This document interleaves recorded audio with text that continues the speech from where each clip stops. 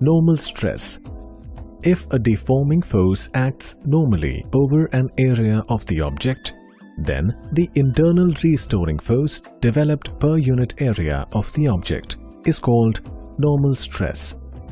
Normal stress can be subdivided into following categories: tensile stress, compressive stress, hydraulic stress.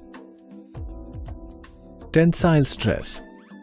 On applying the force, if there is an increase in the length or extension of the object in the direction of the force applied, then the stress developed is known as tensile stress.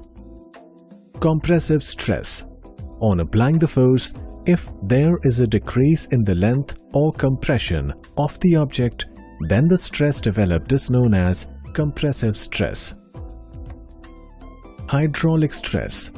If a force is applied perpendicular to every point on the surface of the solid object and it undergoes a change in its volume without any change in its geometrical shape, then the restoring force per unit area in the object is known as hydraulic stress.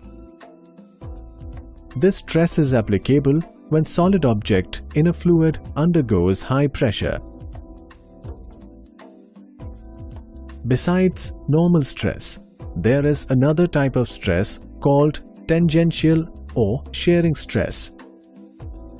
If the deforming force acting tangentially to the surface of the object produces the change in the shape of the object without any change in its volume, then the stress produced in the object is known as tangential or shearing stress.